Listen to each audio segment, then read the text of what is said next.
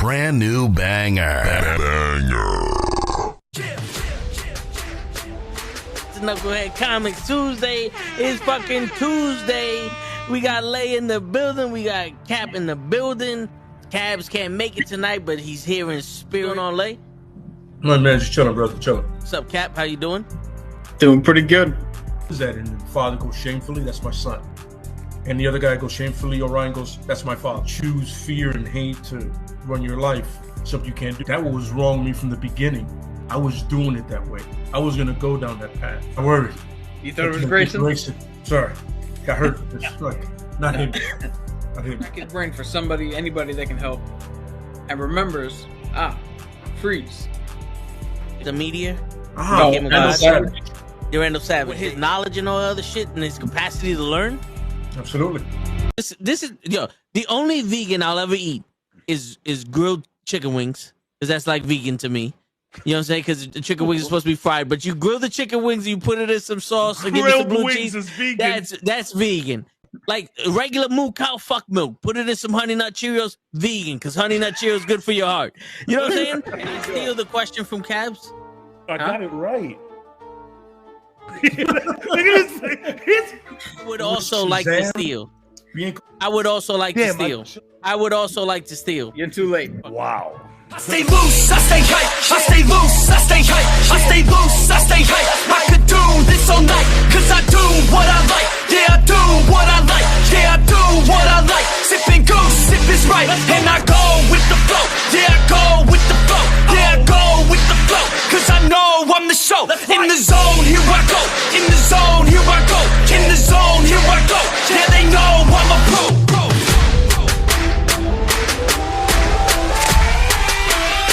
Let's go, let's go!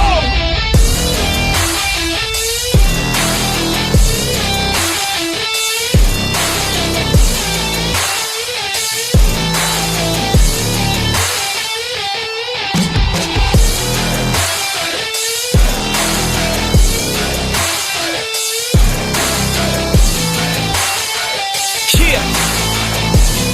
Let's go! Here I go, I get lit, I get hype for this shit! That's right.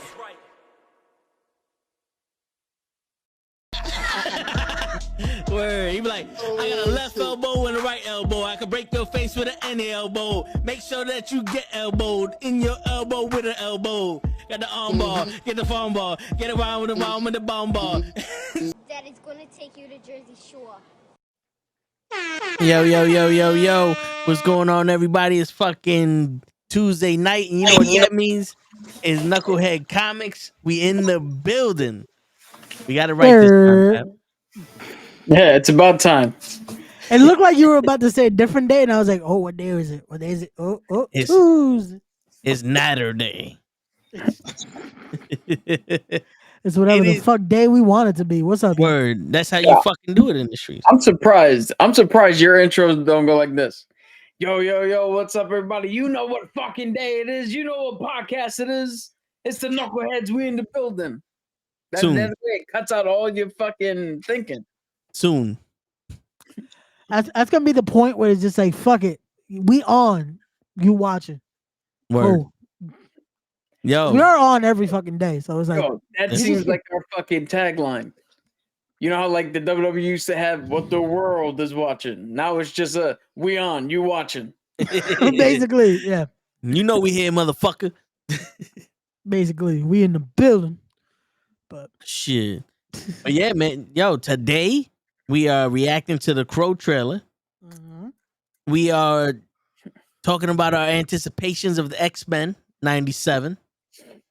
There were some trailers that were released, some Star Wars ones, some other ones. Star Wars for cabs, Yeah, and we, and there's also some plenty of shit to talk about. Blade lost another actor. Did it? Yeah. God damn. How? Yo, at this point, what Marvel should do is tell Mahershala Ali, yo, we tried. You can go do whatever you want. You're out of your contract. You are fine. And in the time slot or in the release date, just show the original Blade again. Just re-release the original Blade. And just make it canon. Just give us a post-credit deleted scene, or not deleted, but new post-credit scene that somehow connects Blade to the MCU. That's it. Just add something into it. Where's Wesley Snipes when you need him? And just that's it. Just get Wesley to do Blade again. That's it. Yo, all I'm saying is the Blade movie is a dumb motherfucker trying to ice skate uphill. That's what it's looking like right now. Because there's always a problem. There's always a setback. Like, yo, at this point, if you don't know what to write or the shit that you write ain't good, we need to go back into the fucking pyramids in which the slaves created hundreds of millions of years ago and look into the archives of the comics of which is called Blade, in which this character is inspired by, and pick a fucking story that they told and put that into a movie. Yo, just do it. Just fucking do it verbatim now. Right? If you can't write it, just have it already written. How hard is it to write a story, to write a movie about a story that has been told already? All you gotta do is legit just get the comic and be like, okay, page 1, do it. Page 2, do it. That's it. Just well, get Robert Downey Jr. in this. 1, Blade, male. 2, Blade, black. Then you go on from there. There you go. 2-step process. Male, black. Just like Ray likes to say, we don't need a woman in this.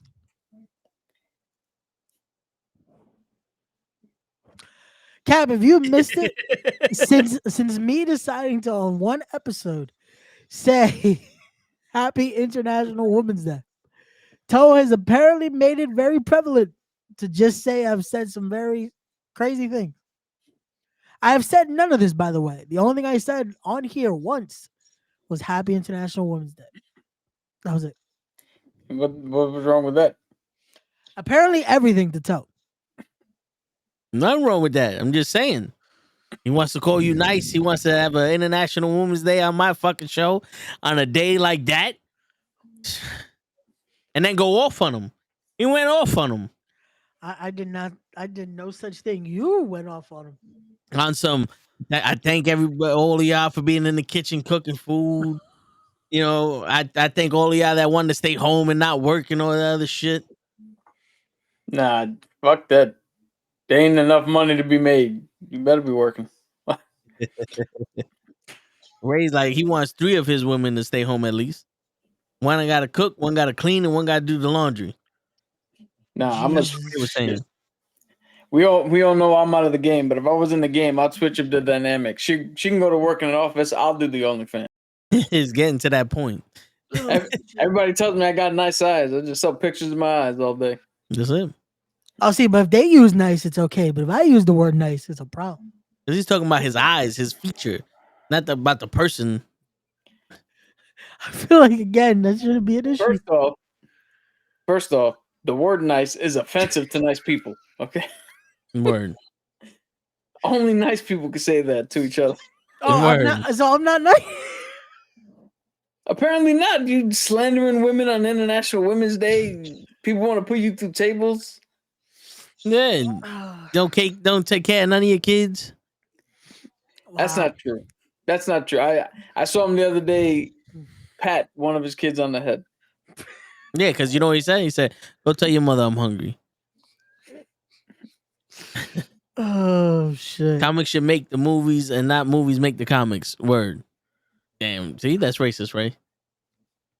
Even Loki saying How is that racist? What did I say that was racist? The N-word, bro. Word. Wow. You are a father now. Jesus. And now you're going after Jesus. You see? Jesus wasn't a father. I'm just saying, he was wed by a newlywed mother. Fun. Yeah, see?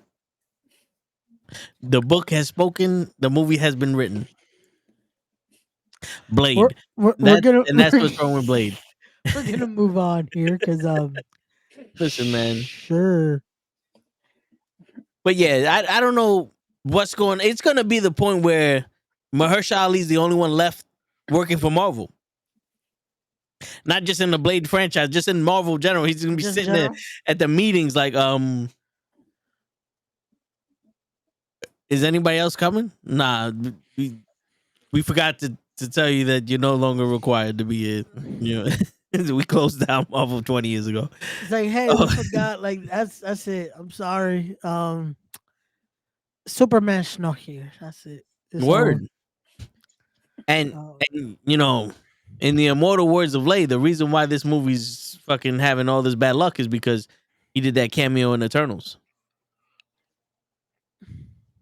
He said that movie was so ass that it ruined Blade. I'm not gonna lie. I didn't even know that was Blade. Me neither. Speaking until I went and watched one of those Easter egg videos. Yeah. I didn't know who the fuck was that talking. Me neither. And then, which I don't understand, isn't that Blade the Blade that the God Killer was using? The God Butcher? There's some mix ups going because that should have been the Ebony Blade, which is something that was passed down through his family. But then there's the blade that the God Butcher has. Then there's another blade that can kill Wolverine and negate healing factor. Then there's another blade that's part of the fucking symbiote shit. And one of them killed the fucking one of them beheaded an Eternal. Or not the Eternal, the Celestial, and that's why Nowhere is just a head floating out in space. Like, it's a whole bunch of different shit. Just like the Tesseract and the cube, the Cosmic Cube, are technically two different things in the comics. None of which are fucking Infinity Stones. But they made it work. The movies, they're all one and the same, and none of the other. And then they made it work, and they said, "Listen, Blade's coming out soon, so we need to be able to change everything." He's not going to be half vampire anymore. He's going to be half zombie, from what I understand. He's going to be half Shih Tzu. The only thing that's good about Blade is that it's not coming out until they write it 30-45. I mean, at this point, they're gonna make a movie about the hand in the ocean before Blade comes out. Yeah. At this point, we're gonna get an explanation of what the hand was doing there. We're gonna Marvel's the hand. I'm like, oh shit, they're gonna do a movie about not the Daredevil hand. The hand. All right. It's gonna be like, we're getting a movie about everything else. They're gonna make a movie just about Icarus before we get this fucking Blade show. And he's gonna be in the sun eating shit. Dude, they're gonna make Marvel's Blade Smith, and it's just about some dude who sits in a forge and makes magical fucking swords for everybody. It's the prequel to Endgame where the dwarf is making the fucking weapons and shit. Loosely based on Forged in Fire, that TV show. But so another thing came out, or we saw today, this week, that the Ninja Turtles were actually based off of Daredevil. The same chemical reaction that hit Daredevil went into the sewers and hit the Turtles. They were saying like the guy who wrote the Ninja Turtles was inspired by Daredevil. Dude, that has been a connection that has been fan made for years. Because think about it. They each get hit with the ooze, and now they're masters of fucking martial arts. Well, according to the latest Ninja Turtle movie, they are masters of Taibo. Which is hilarious, because in real life, you'll get your ass whooped with Taibo. Yeah. Because by the time you try to... Yeah, because nobody's sitting here throwing fucking... But if you let one of them Taibo artists catch you in them niches, they're getting you for at least 15 before they get out of breath. Like before they rotate, they go after the other knee. You get about 15 knees to the face. Yeah, I tell you right now, I'm not the world's greatest fighter, but if I lose to a fucking Taibo person, take me out like old Yella in the back of the shed. Imagine. It's like, how bad do you have to be of a fighter to fucking wait, switch knees. It's you like just got somebody in the background. You can do it. Let's go. Keep it moving. 3 more. it's like get the fuck up. What kind of shit is that? Shit. Yo, that's you sitting there getting fucked up. You just hear 2 more minutes. Come on, and you're like, all right, I'll get him in the next round. Fuck. Yo, Toe. That's it. That's how I'm gonna fight Mom. I'm gonna pull out some Taibo. That's it. Get some Taibo knees in that motherfucker. Yo, he ain't gonna be able to stop. Ray, if you ever have a wrestling match, you got to do that spot where you get them in the corner or something. And you just yell out, "Time for Taibo," and you just do Taibo knees. Yo, that's what you do. That's it. I'll be your manager. I'll hand you the fucking the headband. Boom! You put the headband on Taibo time, baby. Walk, walk, walk, walk, walk, walk. Here you go. Just fucking There you go. See? Let's go. And you take it off. Then you both synchronize as you just look at the crowd and you yell, "Billy Blanks!" That's it. That's how I'm gonna beat Dan off, Toe. We got it. That's we it. Crack the code. Secret sauce. He's not gonna be ready for that. Nope. He ain't ready for that shit. I'm not ready for it, but fuck it. We gonna try. Word. Knees. All you gotta do is feel it. If Bernie Mac ain't teach us nothing, you gotta feel it. Facts. But yeah, I mean, that would be kind of dope though. The Ninja Turtles and Daredevil. I would love for them to acknowledge it. That would be great. But it's never gonna happen because Ninja Turtles is already crossed over with Batman, and they're in that universe. So is Scooby Doo. But yeah, Scooby Doo is quite literally owned by Warner Brothers. See? So but that doesn't stop a dog from being in Marvel. Well, it does, because remember, we're all about flirkins here. They're the cats. Yeah, because Lord knows, 20 minutes of wrangling cats and having them eat half the crew for safety. Because I don't know if you know, I mean, any biologist of alien DNA would tell you that if a cat consumes you, there's clearly no fucking acid or anything to dissolve what they're eating inside their body. So they must gain nutrition some other way. It brings you to another dimension. Yeah. And in that other dimension, they give you value for what you put in it. Oh, and the cat, and they're like, these people ain't for sale. Is it the same dimension that that Scott Summers' eyes opens to? Yes. That's they almost confirmed that in the. It's almost Agatha. So that, speaking of X-Men, so that's how Scott has the optic beams. Is the cats consume so much shit in that universe that when he opens his eyes, it's pushing out the fucking energy. Yeah, that's what it is. That's what it is. Okay, that makes sense. And now we just fixed Cyclops for Lay. Now Lay can. Speaking of, I always wondered how he's not physically blind. Because if he opens up his eyes and beams come out, but you stop it with glasses, how's he still able to see through the beams coming out of his eyes? Because the beams are no longer coming out, no? The glasses diffuse what's coming out. So it's almost like hit and it disperses. So you get that moment where you can, I believe that's how that works.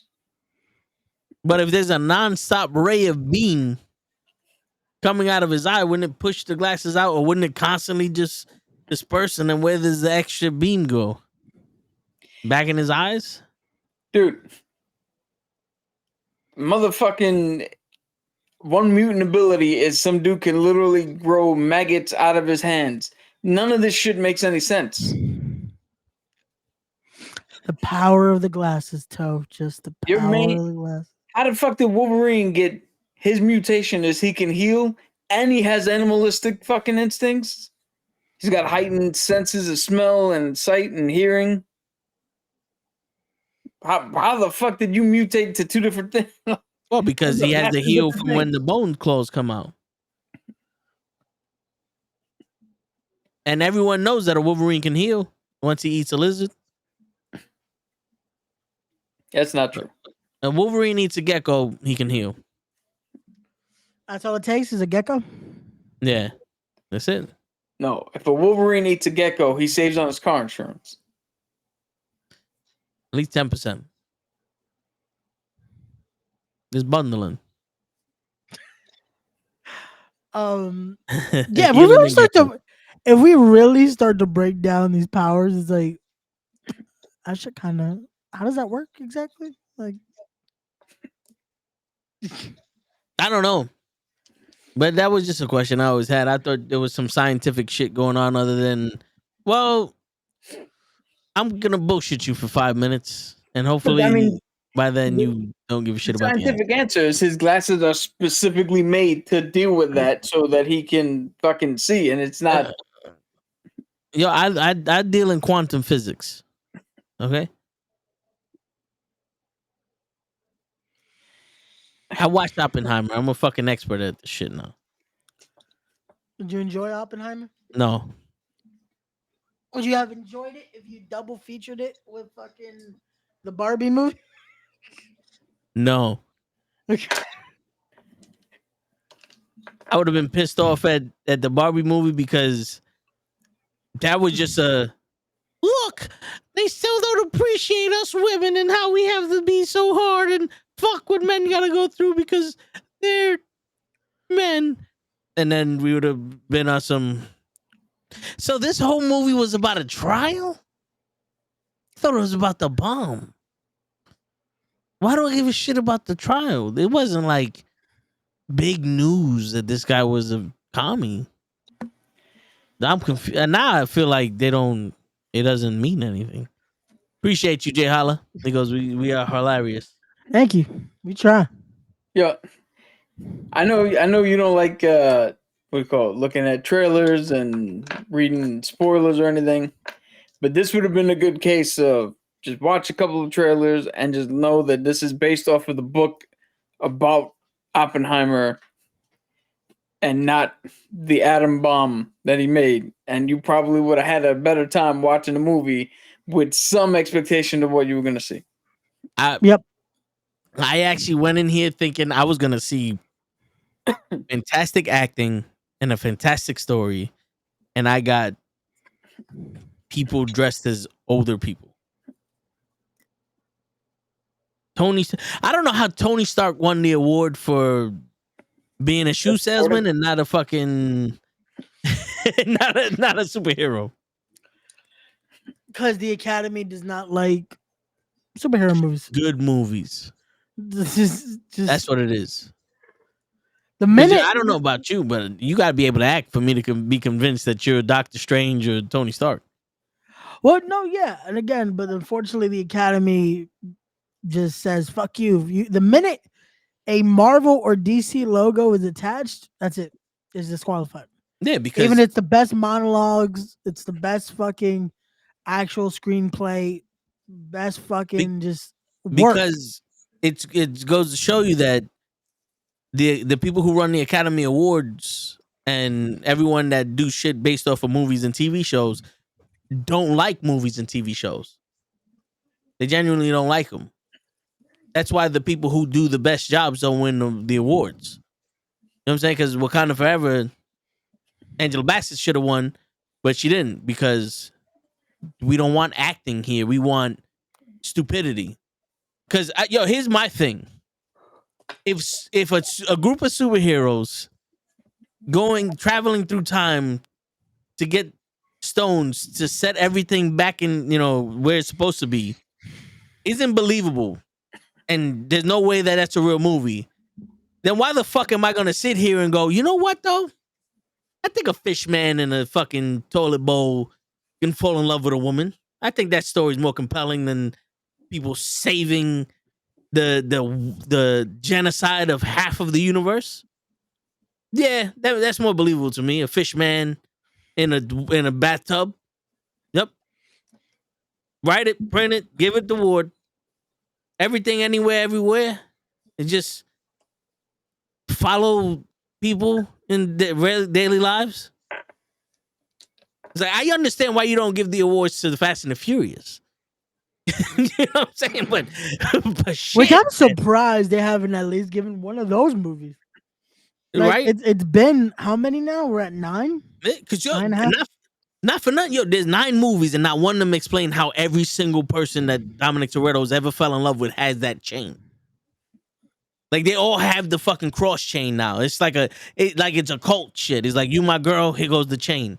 Where's he getting this chain from? Is the chain fake, or did he steal a bunch of them when he was in his Robin days? Like, what's going on? Let's explore this a little bit. You know what I'm saying? No, how did that chain? Yeah. That is like more concerning than his son jumping from one car to another. Because gravity and shit doesn't exist there. No, of course not. Of course not. How could that actually be a thing in this movie? Like, word. Come on, man. There's no such thing as gravitational pull. When you have family. Word. Family. Inertia. Anything. Like, come on, man. Family. I don't know about you, but I don't think the door's gonna fling open when you're doing a fucking 360 at 100 miles an hour. You know what I'm saying? Man. You don't think this guy could actually lift his car with one hand? That's believable. You know, you ever see a mom stop the car from crashing over their kid because of all the, adrenaline and shit. No, stopping the car and lifting the car are two different things. But it's Tuesday for him. Family. You know? No, but think about it though. It's like he Crouching Tiger, Hidden Dragon won massive amount of awards because it was a beautiful movie. Yeah, very well done. But it's believable that these guys are jumping off of leaves and fighting in the air, fluid motion. But Shang-Chi did the same shit. Oh, it's a stupid movie. What? Dude, one thing I will say is I'm not trying to defend anything here, but one thing I will say. Endgame doesn't work if you didn't watch 20 years of fucking movies. So a story that's just a classic love story and a classic literal fish out of water story where two people who are shunned by society because they're different find love, because that's essentially what's at the center of I forget what the fuck that name of that movie was, but Way of Water. Yeah, that's essentially what it is. Take out the fishman, and it boils down to that baseline story, that classic story that everybody loves to hear. Versus, hey, this is the culmination of 20 years of shit. Hold up. Because we had a love story in Wanda and Vision. We had survivor's guilt with Thor. We had a reawakening with Rocket. Yes. Like we had all these stories inside that. Yes, but here's the thing. This is what I'm saying. This is what I'm saying. In The Shape of Water, you had from beginning to end the entirety of the story. You've seen how it begins, you've seen how it ends, the middle, you see how it ends. You go on the growth with everybody. You said we had the love story with Wanda and Vision. Well, if you didn't watch Civil War, you don't know anything about why that is. We had I'm not gonna go bullet by bullet, just basically saying if you didn't watch previous movies, having those elements within this one movie doesn't hit the same, because you don't, if you have no prior knowledge, you don't grow with the characters, you don't learn with the characters, you don't learn to love the characters. Cap picking up the hammer means absolutely nothing to somebody who doesn't know he tried once and it moved. Like there's that movie specifically, and I'm only talking about that movie specifically, you have to tie in so much outside shit that if you don't know about it, it doesn't work. And my proof of that is the vast amount of fucking videos of people going, hey, I brought my brother, my sister, my cousin to see Endgame. They've never seen a Marvel movie. And every single one of them came up with the same thing. It was all right, but I don't get what half the shit was. I don't know what this means. I don't know what that happened. I don't know. I mean, you don't have the love of fish, but you love the way of water. Listen. No, the reason why the reason why most of them don't get it is because they see it as a comic book movie and they don't listen. Because the way that Wanda agonized over having to kill Vision and then watching him die again after he reversed time, you don't need to know that these people were in civil war for that shit. You know what I'm saying? Like, well, in all honesty, you watch that shit and the nuances in that shit is strong enough. All right, I'm gonna give you a perfect example. What did we say after we saw Prisoners? The movie with Hugh Jackman, where they kidnapped his kids and he tortured them. What did we say coming out of that movie? We said that movie was fantastic, but it would have hit harder if we were parents. Right? That's what I'm saying. You can go in that movie and that movie would have been fantastic. It could have been fantastic for you, but it hits harder if you have done all the previous work. That's the difference. And again, just specific to that one movie, that's the difference between why Endgame wouldn't have gotten any award nominations and The Shape of Water would have, because The Shape of Water is a self-contained classic story, and Endgame is a reward for 20 years of loyalty. Like Endgame, I guarantee you, they didn't make Endgame for awards. They made Endgame because we've been watching from the beginning. And again, this is our reward. Here, this is what we get for being loyal, for sitting through all the movies. This is for us. Fuck everything else. I hear you, but I'll counter offer your vision with,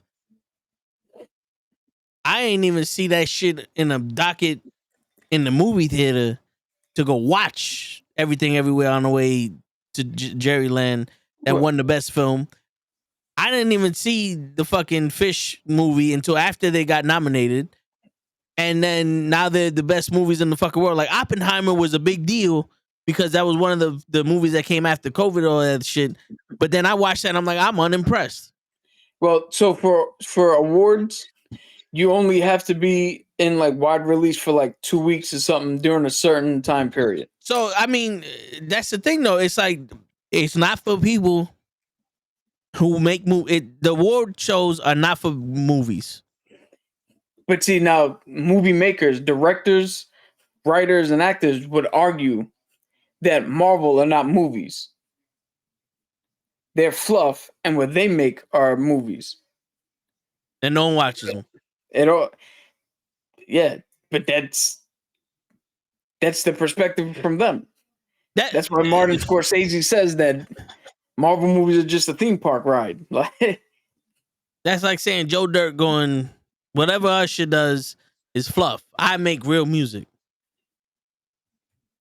Because if it wasn't movies, we wouldn't be paying so goddamn much to go watch them. Well, they're supposed to be, and the last couple of them haven't, but they're supposed to be like events. But it doesn't matter, because here's the thing. We're going to break down the movie. Damn, what's his name from Duets? He played the fish in the Way of Water.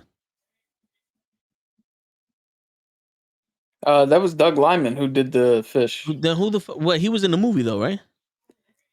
Are you thinking about Paul Giamatti? Yeah. I don't know if he was in that movie.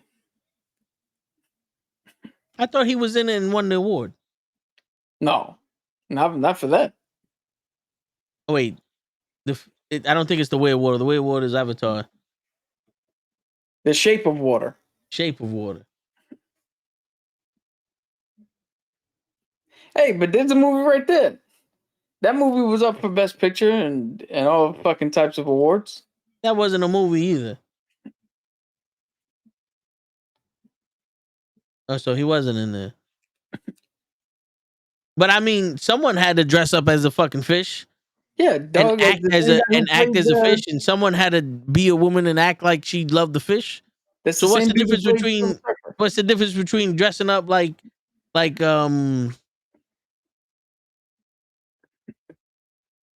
Did I just hear a bloop? I have no idea what you heard. No, what's the difference between someone dressing up as Drax and being Drax? Like, you're still a character. Again, we could talk about every other Marvel movie not getting a fucking shot at an award. But specific to Endgame's a culmination of something that is outside of fucking awards consideration or fucking viewpoint. Like, because they don't like movies. No, because they were making it for us, not for the Academy. Dude, you shouldn't be making a movie for the Academy. The Shape of Water, anything Martin Scorsese does, fucking There Will Be Blood, Everywhere, Everything, All at Once, they're made specific, maybe not that last one, but they're made specifically for the Academy's nomination. The whole purpose of them is to be made to get nominated and go through that whole bit. So that has nothing to do with what Endgame was doing. Endgame turned around and was like, "Hey, knuckleheads, you've been with us for 20 years. Here's the best gift I can give you." So so what you're saying is those movies are made not for moviegoers, but Endgame was. Yeah, essentially, because those movies are made for the Academy. The only two movies that I can remember that won Best Picture that were not made for the Academy specific, and I don't know every Best Picture winner, so if anybody has another one, you could shout it out. But Lord of the Rings, Return of the King, that won Best Picture. That was not made for the Academy. That was made because Peter Jackson loves Lord of the Rings. And Gladiator. Ridley Scott did not make Gladiator for the Academy. Gladiator was one of the most popular pictures and one of the biggest fucking movie makers that year. And it won. Rarely does Hollywood and the Oscars ever give an award to a movie that wasn't specifically made for them to fucking critique and suss out awards for.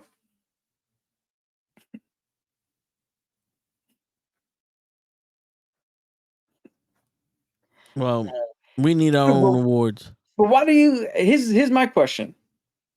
Why do you even care about an arbitrary award that somebody else put that we have no say in? And again, only goes to movies that have barely come out in a theater just long enough for qualification. Like, who gives a shit? No, I don't care about it. But now they're just making a big deal. Robert Downey Jr. finally won the award, and he should have been. Well, that's actually his second one. But you know what I'm saying? Like, he should have been fucking nominated before. You know what I'm saying? Like, there shouldn't be like. We're not talking about Miss Marvel. We're not talking about fucking Ant-Man here. I mean, you know what I'm saying? Did he really do anything in the Iron Man movies to get nominated? In Endgame and fucking Infinity War, he did. Nah, but I don't not to be nominated. Yeah, I think all these fucking people did. Shit, dug your fucking heartstrings. Tom Holland dies and shit like that.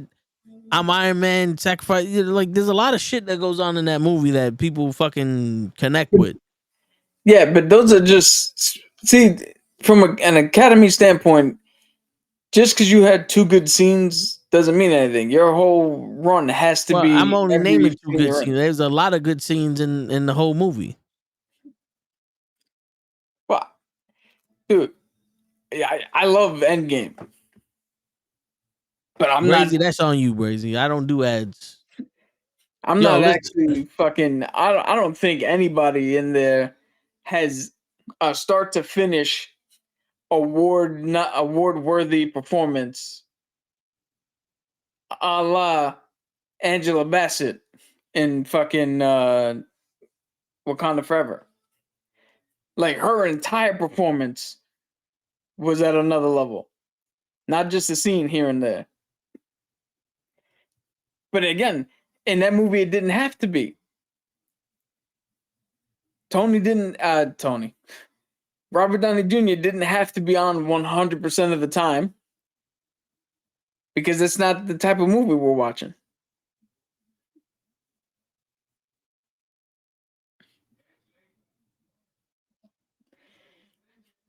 I don't know why Ray leaves, but Hassan, you was with us St. Patrick's Day, so you saw how St. Patrick's Day went.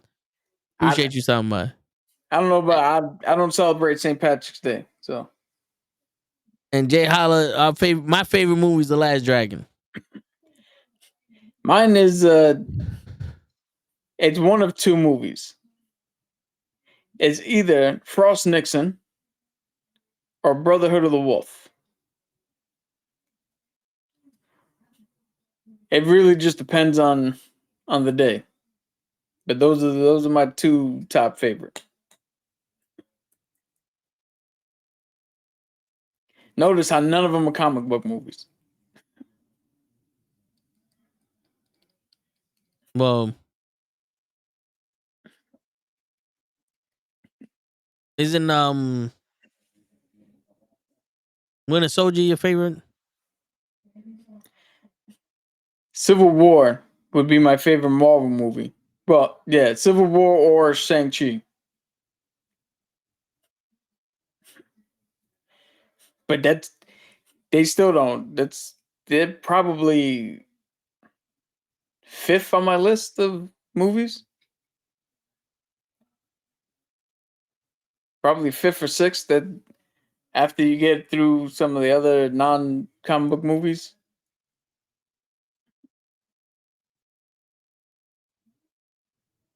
So what's your favorite comic book movie then?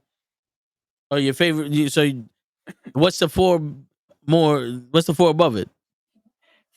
So Brotherhood of the Wolf, Frost Nixon, Godzilla -1. That's one of the greatest movies I've ever seen. The original Saw 1. That I've said it once. I said it again. That's the movie I would have made had you have given me time to write a script and given me a budget. And then the what the fuck was the other one? I haven't had to think about this in so long. I mean, you could probably start putting the Marvel like comic book movies up there. Although I guarantee there's a movie that I'm not thinking about that once I see it, I'm like, oh no, that'll be up there. The Crow. Because that's technically a comic book movie. Yeah, no, the Crow. Although I'm a huge fan of the Crow, it's not up there, or it's not in that realm. Fuck, there's so many movies though that I've watched. We'll go with those 4 that are definite, and then 5 and on. That's when the comic books shit can start creeping in. But I guarantee you, there's another fucking movie that I'm missing. That the minute I think of it, I'm like, oh no, this goes in the 5th spot, and then everything else comes.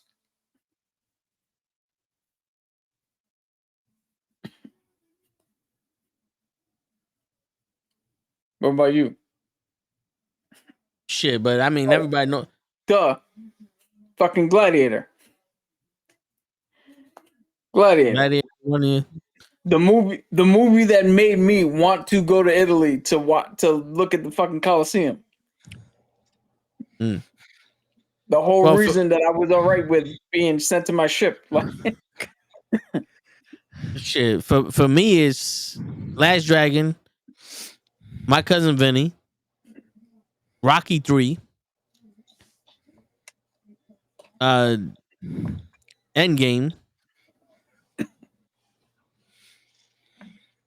Guardians of the Galaxy 3. No, Guardians of the Galaxy 1. Then Guardians of the Galaxy 3. And No Holds Barred. So that's 7. And even the comic book movies don't approach 1, 2, or 3, though. I mean, because I got a deep connection with The Last Dragon, My Cousin Vinny, and and fucking Rocky 3. Yeah. Now, the Last Dragon is a thing all on its own. That's Sandy Koufax. We're gonna put that in a separate category. But now, what makes My Cousin Vinny stand out more than any of the comic book movies?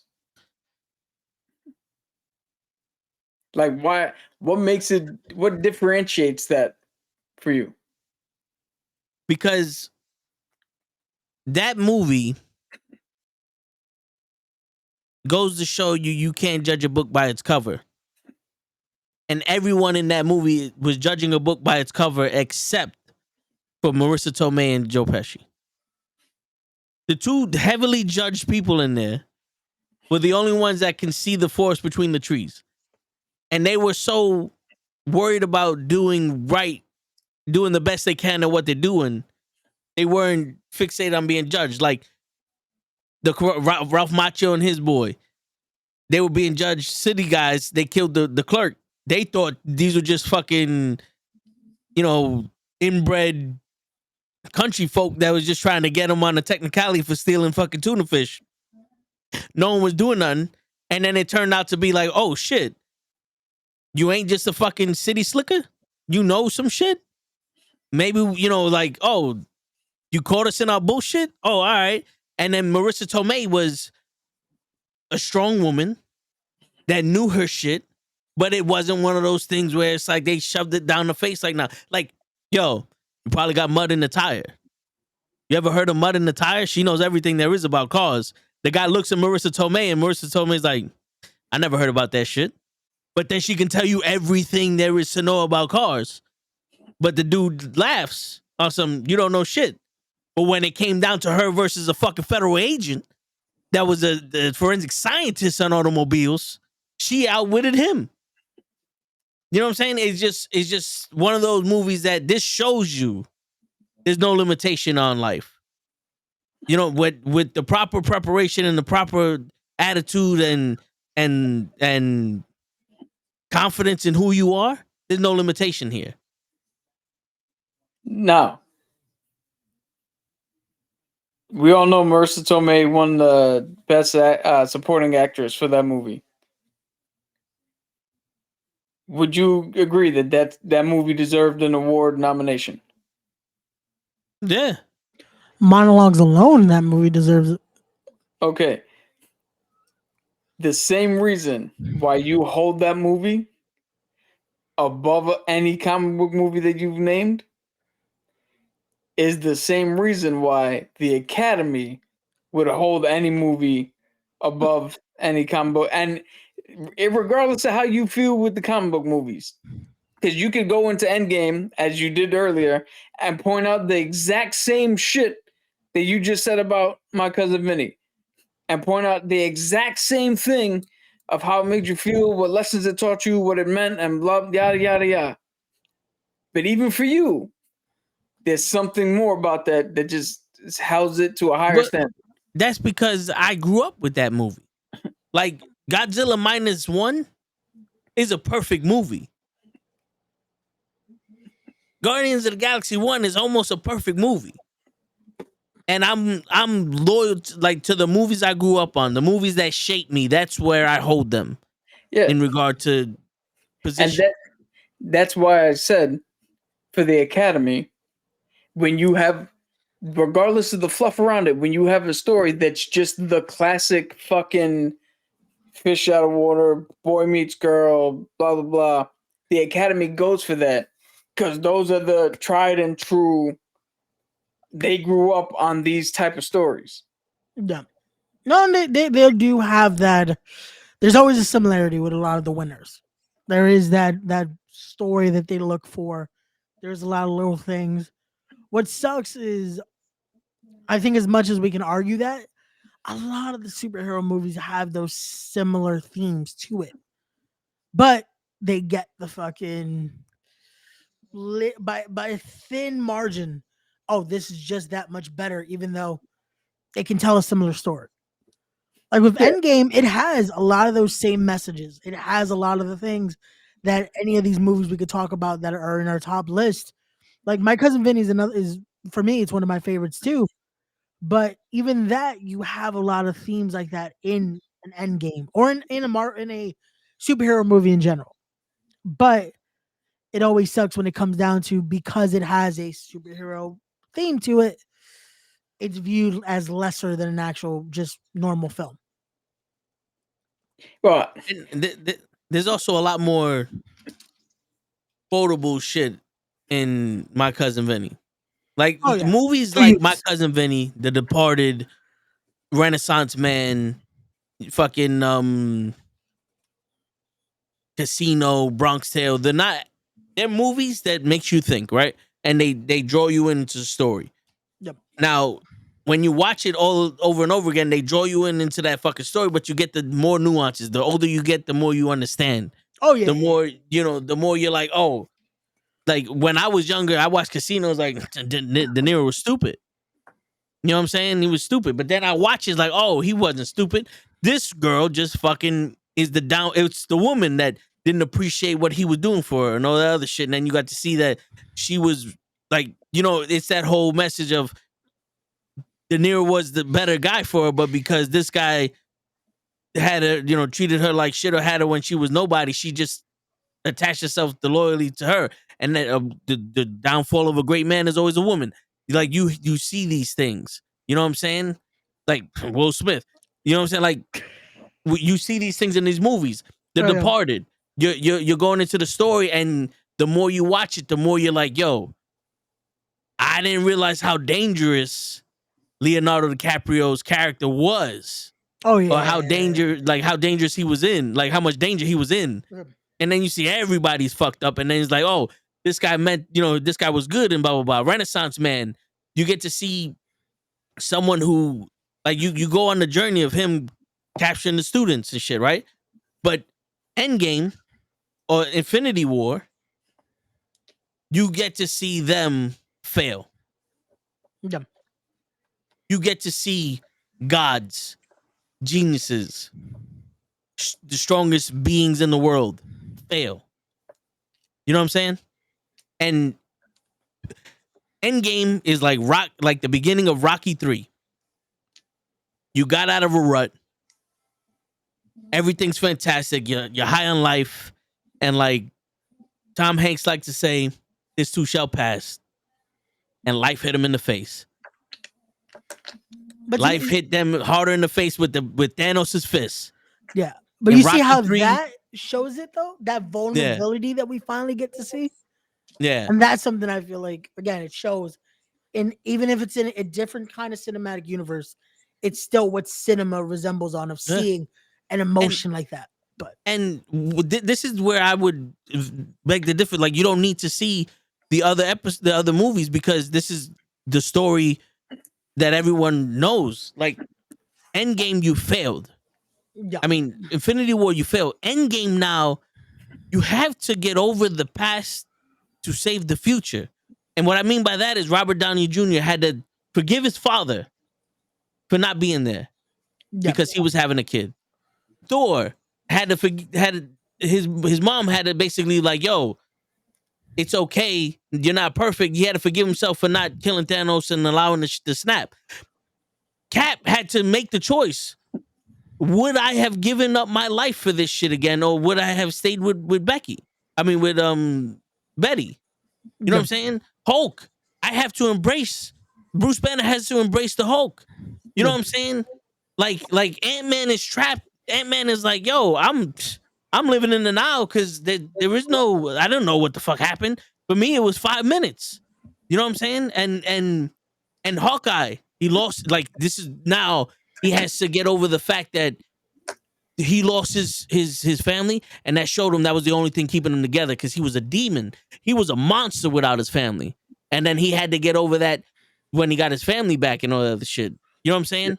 Like, there's a lot of fucking. One thing I will point out: the shit you said with Tony Stark. If you don't watch Endgame, or if you don't watch Infinity War before that, or Civil War before that, the shit you said about him with his father does not come through if you only watch Endgame. This is why I'm putting that as a pair. Yeah, but that's why I'm saying that. What up, Nikki? Just coming in and only watching that movie, and again, I'm only talking about that movie. Yeah. You only watch that movie, it doesn't hit as hard as it does for anybody else who watched all of it. But the story's still told.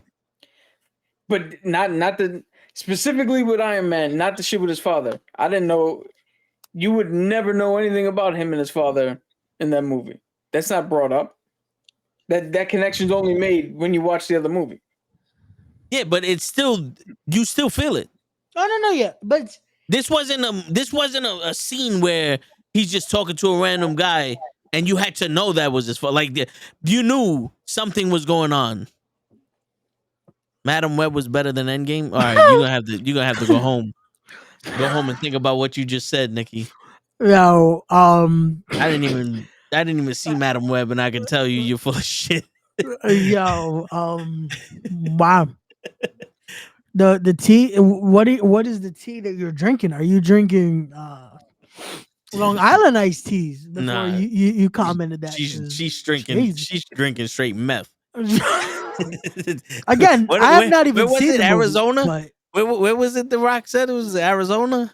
What? Go smoke some crack. What was it? I think it was Louisiana, if I'm not mistaken. One of them shits. I just gotta tell yo, you did. You come in here speaking that yin yang on a day like today. It ain't International Women's Day anymore. Oh my god. Shit. Madam Web. Nah, but we're just fucking with you, Nikki. Thank you so much for coming through. But no, there is certain things that, again, if you're not a huge fan of the whole cinematic universe, you might miss certain nuances, certain little things there. But a lot of it, that emotion is still, no matter if you've seen one, if you've seen all fucking 100 of them, you'll still be able to at least get something out of it. You might not understand the full part of it, but I feel like you'd still get certain things. I don't know. I'm just speaking from my experience, from myself personally. Yeah. The whole thing with Cap picking up the hammer, if I didn't have 30 years of reading comics and seeing him do it before behind that moment, like that's the reason why that moment had me sitting at the edge of my chair, muttering to myself, trying to will the movie to make him pick up that fucking hammer. Oh, of course, yeah. And again, that is the thing for us, that we've watched all this and we've been. This is why those moments were like, holy shit! But like him finally fucking saying the line. My point being is, certain things, regardless if we think they should win awards or not, certain things, like especially Endgame, supersede an Oscar. True. But I don't think the fact that you watch other movies to get this one should negate it from winning an award. I think it should. No, because if the majority of your audience, or if a good portion of your audience has to do 20 years of work to get the full brunt of what you're watching, why would that be considered the best movie of the? Why would that win the Oscar for the best movie if the full 100% brevity of it is hinged on you consuming other shit? Because for the same reason that most of these movies that win the Oscar, you got to withstand 3 hours of torture. That's not true. Most best picture. I was in fucking agony yesterday watching Oppenheimer. I literally was on my fucking phone watching the shit before while it was on the TV. Okay, that is there one. There was a fucking town built for the smartest motherfuckers in the world to build the H-bomb, and not one science shit was said. They told a lot of plans on how to fucking drop it on the Nazis and on the Japs, but no other smart shit was said. Yeah, and then you find out it's a trial. Where's Oppenheimer? Amazon. No, it's on Peacock. It's on Peacock. All right, I gotta watch it. Because since I already have the prior knowledge of what to expect from the movie, I gotta see what it is. See, but now I gotta read a book before I fucking watch the movie. My knowledge of the movie came from watching the trailer itself, not from 40 other fucking things. Nikki, we're all from New York. We're from the Bronx and raised from the Brooklyn. It is simply Brooklyn. You do not. You pronounce it the Brooklyn. That's how it's pronounced. And I'm from a fictional place that has not been named yet. I have to watch it. I've still not seen it. I've heard mixed reviews on it. I've heard the good, the bad, the ugly, whatever. Yeah, but I definitely want to give it a watch. I just know it's a long movie. That's it. Yeah, it's a very long movie. Yeah, like Batman shit. You know what's crazy? It's Christopher Nolan. Every movie, but you know what? You know what's crazy though? What? The Batman movie I cannot watch fully. I can't get past the first ending.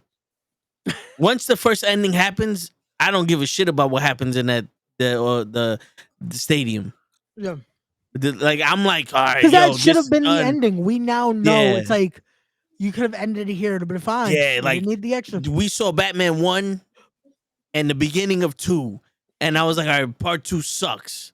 Like you should have just ended it with 1. This would have been a good one. It's like 1 and then 1.5. Yeah. And then if you see that fucking deleted scene with the Joker, and it's like, yeah, there's the 2. Like we got 1.5 and 2. Which even that wasn't the fucking Joker that I know. That was I like what they're doing though. It's giving us like very different takes on the villains, just so it's not like the carbon copy. But do you know that the Joker specifically has built in different versions of himself? No, I get it. Yeah. But here's my thing though. This has always been my thing. If you're gonna make a movie based on a character, then make the character based on what you did. That's like going around and go, you know what? I'm gonna make a movie about wrestling.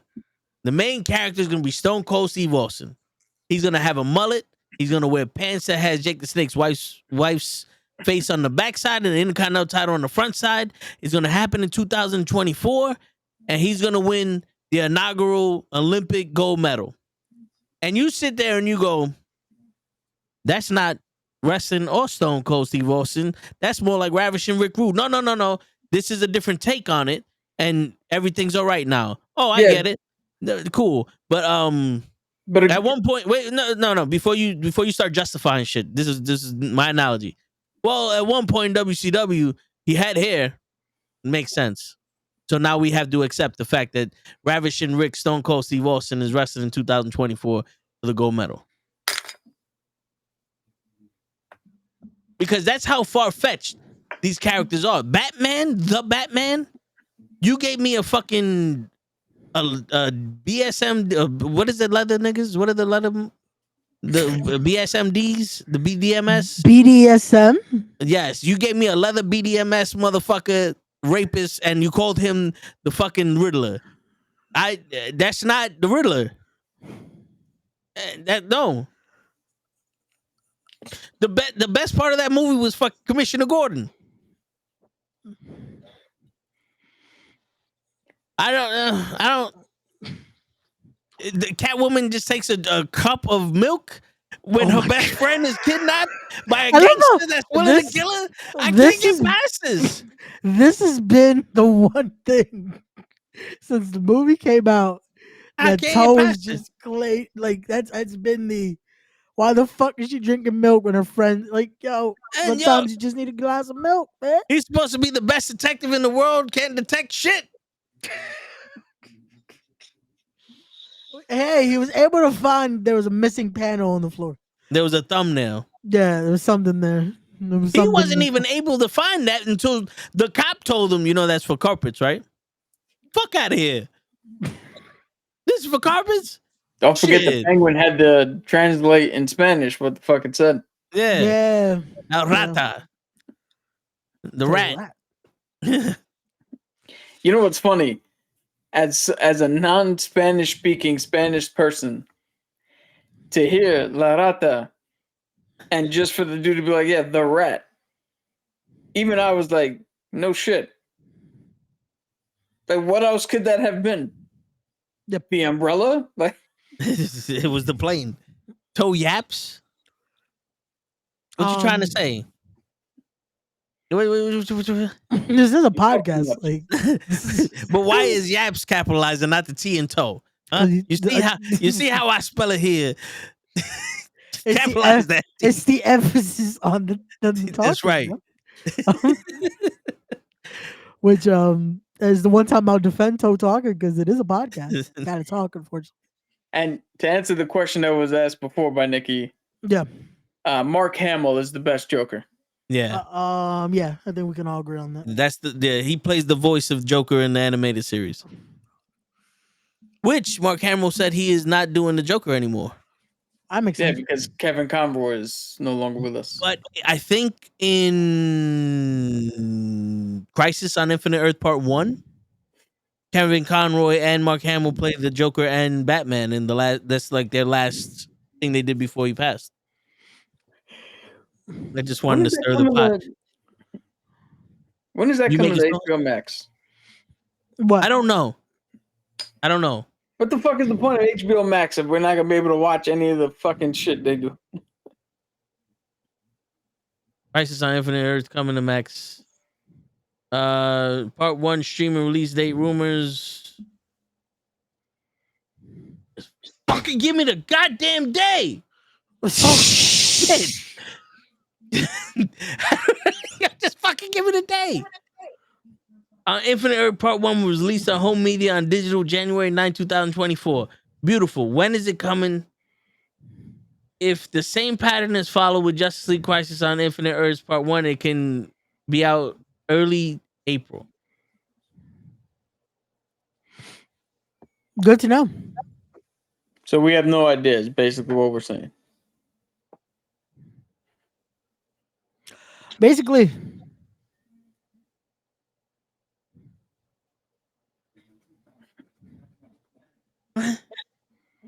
So here's a question for you, Ray. It should be out when it airs. While Toe is looking that up, because we mentioned it in the little rundown we gave. Cool. We saw the image. We had that whole talk about it last week. Mm-hmm. Now that we've seen the trailer, what are your thoughts on The Crow? The remake, the reboot, the reimagining, the re-envisioning. Yeah, okay. So, but let's break it down.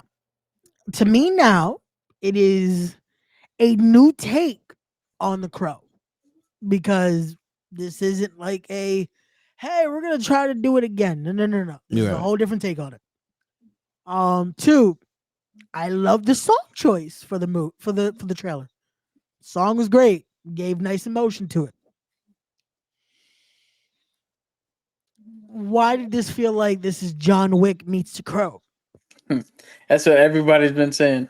Like when I had to rewatch it a few times. and I think it was Toe and Lay that agreed that it was like John Wick-esque, and now the consensus has been that, and I see it because it's like The Crow had a little bit of action, and it was the love story, it was the grittiness, it was that grunginess to it, but this was like we're gonna amp up the action to like 100, and for some reason, yeah, he's just gonna take bullets and be like, and walk through. I mean, that's kind of what he. No, yeah, but it just to me it felt like this was a little more like. Again, it's also a trailer, so they could just want to showcase that a little more, just to again get you invested into it. I'm still keeping hopes up.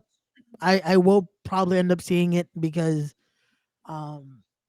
it looks like it's gonna be a good movie. I already saw the amount of just hate it got because people are gonna hate it no matter what, because they want to keep the original to have its meaning, you know? Like they're gonna go against it even if it is good, they're gonna say it's shit. Like but I liked it. I like the idea of the story again is similar to what the original was. I want to see what happens. I want to see how the full film looks. And the look of him, though, it's still going to be I guess it's a different interpretation. We've seen comic versions. We've seen that there is a look that we've seen of this version of the Crow.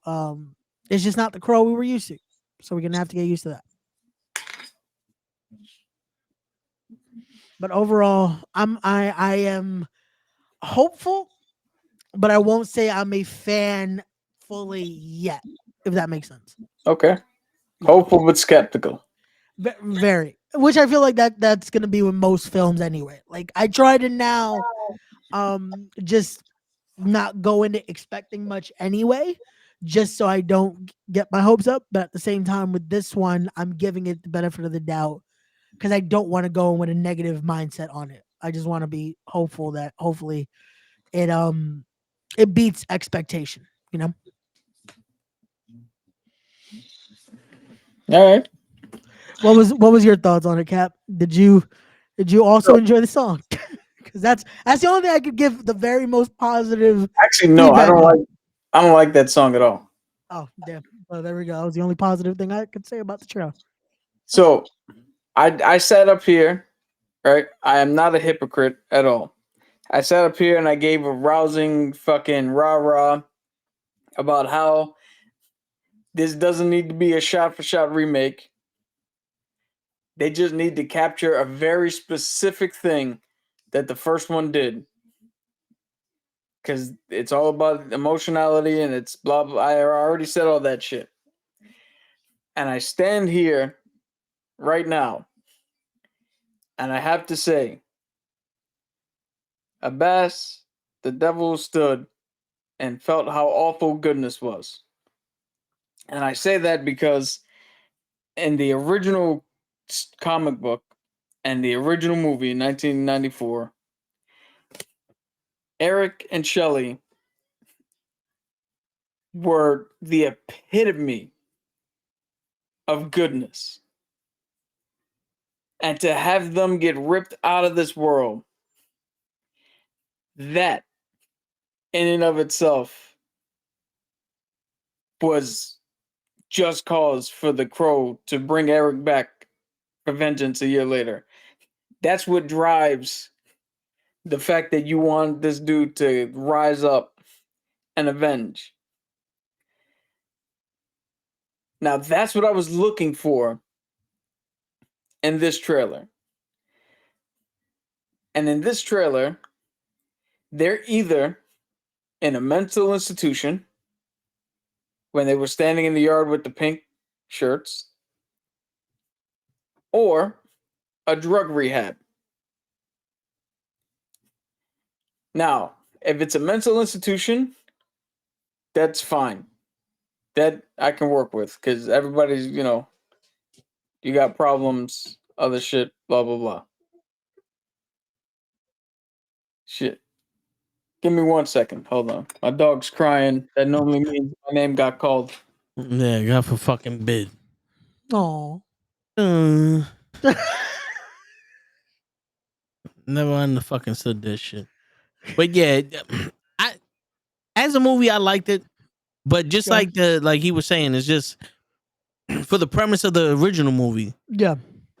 a heinous thing happened to good people, Yeah. and this was a way to set shit right because that ain't right. Yeah. Now, what we're looking at is people that ain't really that good people, and she saw something that she shouldn't have saw, and they killed her.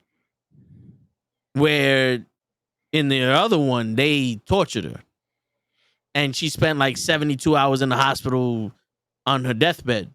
You know, like Yeah. them trying to save her and shit like that. Like, so it was one of those. It's one of those things where it's like, this is the part of the movie that we're not getting, or we haven't seen here. Yeah.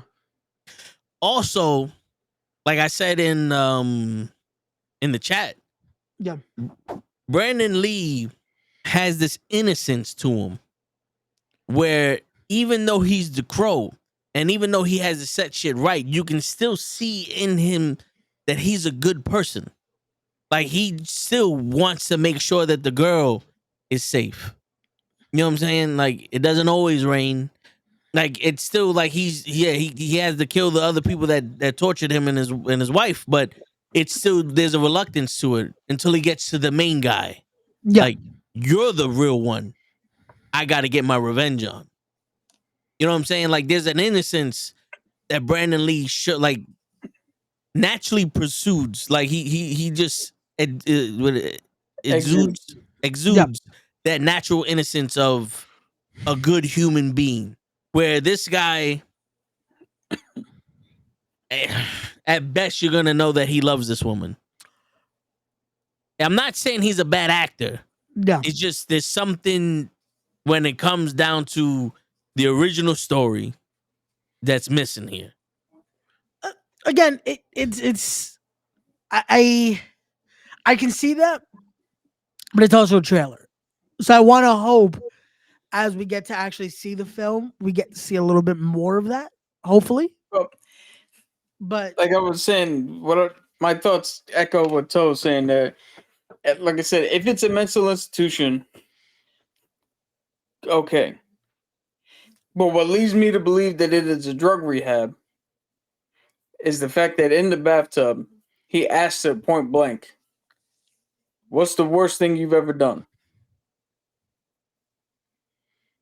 That automatically pulls, like, why? It pulls me out of sometimes something so horrendous happens that a crow brings you back from the dead. It says it in the trailer.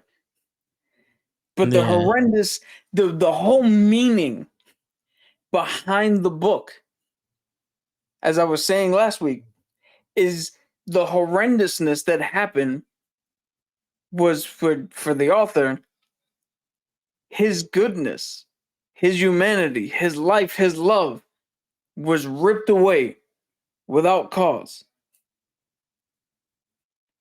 If they're in the drug rehab and you're asking questions like, what's the worst thing you've ever done?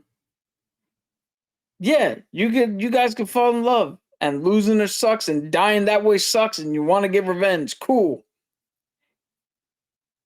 But me personally, I'm not. Come on, dog. I'm not. Why am I behind you? yeah. Now, with that being said, if I look, see again, I was looking for that one specific thing.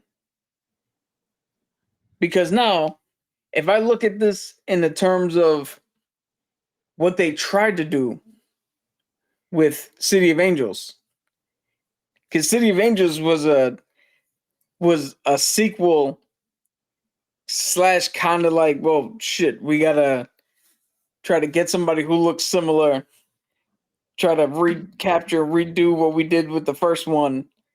Shit. If I look at it through that lens, the action is kind of cool. It's brutal. There's actually more when he goes into that realm.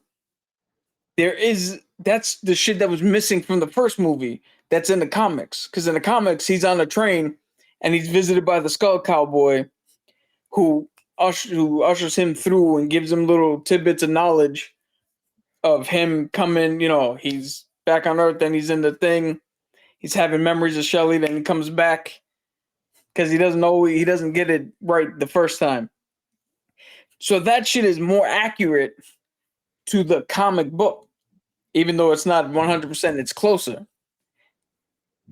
So from that aspect, I'm on board. Yeah. And I don't give a fuck what anybody says. The way he has his makeup done, the black underneath with the line and the thing, that to me looks cool. I don't give a shit about his tattoos. Just that look right there in motion. Yeah. Look fucking dope. I wasn't mad at this look. But the main thing that I was hoping for, and when I gave my whole fucking dissertation last week, at this moment, because I don't know 100%, is missing. So I got to reserve full judgment on it until we actually see this thing. Yeah. That's why, again, I'm keeping the hopefulness of it, because till we get to see the actual full breakdown of it all and see, I want to be hopeful. Yeah. It's gonna be interesting, because I feel like no matter what, we're gonna go into this movie wanting to hate it from the get go. Yeah. I want to be hopeful, but at the same time, I'm like, it's You know what it is? I'm actually going for a different. I'm not gonna go into it wanting to hate it or hating it. I'm actually going into it as with okay, show me something to like about you. You know what it is? I think what needs to happen, because Lay said that he gets John Wick from it, right? And John Wick, the original one, was basically, John Wick was a bad person, but his wife was the best part of him. Yep. His wife was the complete opposite. His wife was a saint, but his wife was taken away from him. And the last thing that his wife did was give him something to hold on to, something that was also perfect. You know what I'm saying? Like the goodness. And someone took that away from him. And now he needs to get revenge and get his catharticism out on the people who killed the dog for his wife, right? Where you can connect with that, because it's like, all right, someone was taken from, like a good person was taken. We all can relate to that. Yeah. Now in The Crow, it was good people. Bad shit happened to good people, and we're giving you a chance to make it right. In this one, if it's not going to be that, then it could be he was the good person. She was the one trying to redeem herself. And in the mix of redeeming herself, she got tortured and punished. But he didn't deserve that. You know what I'm saying? Like, let's say he was a good guy that was just, in there because he wasn't mentally right or whatever the case may be, right? Let's just say. And he didn't deserve to see the love of his life be tortured and killed and all that other shit. Barring her past. Like, it doesn't matter what her past, like, he didn't deserve it. Yeah. And then they go, we're going to let you make this right because the wrong was done to you. You know what I'm saying? If that's the case, we'll see. There's also one other thing that I want to point out, but it was in the trailer, and then somebody pointed it out because it had skipped me, even though the line is clear as day when I went back and saw it. There is a line where that dude in Purgatory tells Eric, if you do this, or something to the effect of, there is a way to bring her back. And that also gives me pause. Because that's not the fucking point. And I know this is somebody else's reimagining of the story. but you can reimagine the story without losing the core. The core point of the story is to get over the loss and work your way through it and get that cathartic release. It's supposed to be grief. 72 hours of pain. I don't need it anymore. Yeah, it's supposed to be grief instead of, well, now there's a happy ending. It's like, no, there should be no happy ending to this. Fighting to bring her back. Like, you're still dead, my dude. Like, yeah. And let's see if that even fucking stays, because that's going to be the interesting part of this. Just like, oh, they get to live again. Like, wait, no. Unless it's one of those things of you need to motivate this man with something other than, hey, they killed you, you get to go back and kill them. So you dangle that in front of them. Because if you're gonna reimagine it, we do a pie in the sky theory. Let's go fucking crazy. No. Where in the original one, the crow brings somebody back because it was unjust and unfair and needed to be. But let's do in this one. This is all just bullshit, and we need to balance the other powers. Just need to balance the books. No. Hey, they took you out, but we need to get back. Hey, we can bring your girl back. Go kill these motherfuckers for us. Maybe she went to hell, and she can come back to purgatory to be judged, but they need somebody to replace her. Because if he's gonna go back and fight for her soul, then that's a different story. Then I'm coming back to life. Yeah, maybe that's what it is. I would hope that's what it is, because again, it kind of defeats the whole.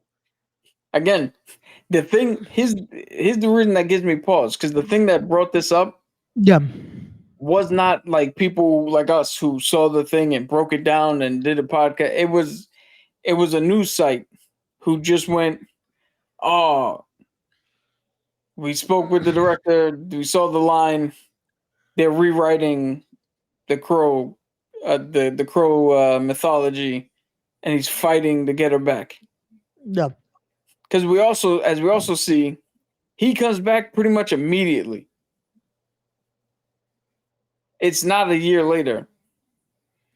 Yeah, because the dude's like, I killed you. Yeah, he comes back in the room with the dude who had shot him. Yeah, it was instantly. It was like, whoa. Which is another weird departure. Yeah. And the town doesn't look so fucked up.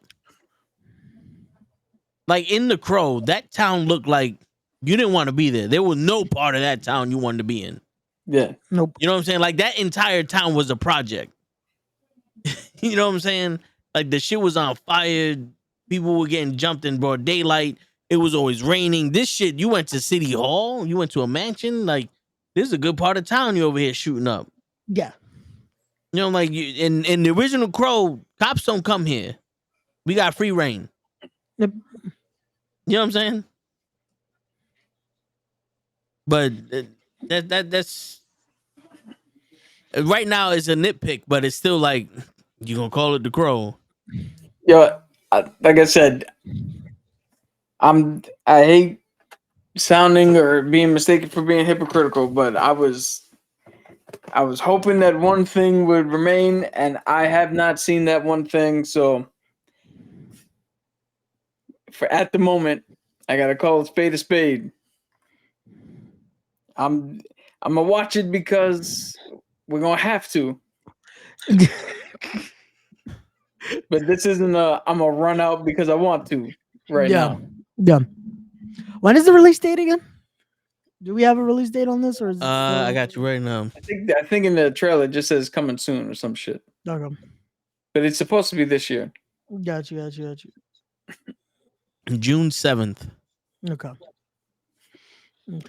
So not too distant of a future, but not like next week either. Cool. Yeah. Yeah. Well, as we're doing this, my cousin, funny enough, just sent me something very interesting. They just released some X-Men 50-year pops. So Funko Pop? yeah. Can you see? Hold on, my glare is gonna be too fucking much. Hold on, 1 second. Let me know if you can see that.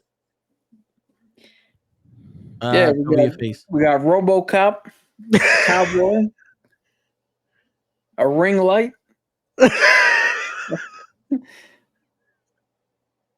you go.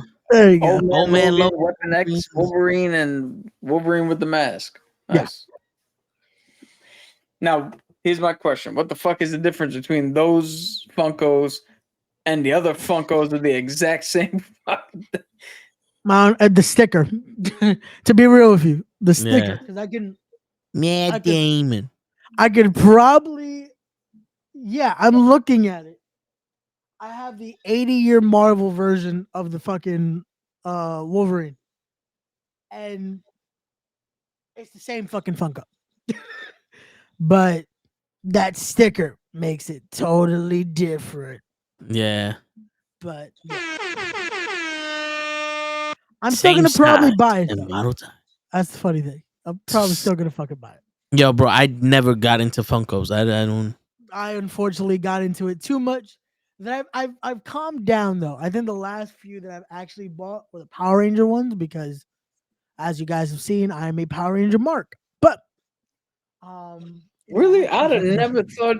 I didn't even think you knew what the Power Rangers were. Word. Nah, man. What's a Zordon? I don't know what Zordon is. Well, yeah. Yo, you know, I could tell you. So Zordon he's on a chair. Zord is on a chair. Okay. That's why you only see his head, because when he video zooms in, he's on the toilet and he's just. Zordon is Swahili for show. So that's why we never see him. Yeah. Nah, he's there all the time. Speaking of that, would you want a part 2 to the remake of Power Rangers that they did? No, I want them to redo that. Honestly, I would love for them to. I want grittier Power Rangers, but don't lose the essence of Power Rangers in a sense. Like that was, you kind of just went left with that. Like go a little more to this, go a little more to the middle. We want grittier, but we don't want you to just be like fuck Power Rangers in a sense. Like don't want Krispy Kreme donuts. Like I want the Bat in the Sun style version of Power Rangers because they've done good like fan films of it. Give me that. That's what we need. But not that bad acting shit that they did in the reunion. No. I don't want it to. This is the thing, and it sucks because it's like it was cool to see the original cast. It was cool to see them put on the suit again, all that good stuff. It's still having that kiddish, like we're gonna make it kind of corny. No, let us have actual actors do it this time and give us grittier Power Rangers. Like make it dark because now everyone that is gonna be a fan of the Power Rangers is older now. We can handle R-rated fucking Power Rangers. Zordon is a condom brand. Got you, Krill. I would have never knew. Yeah, because he doesn't wear condoms. Yo,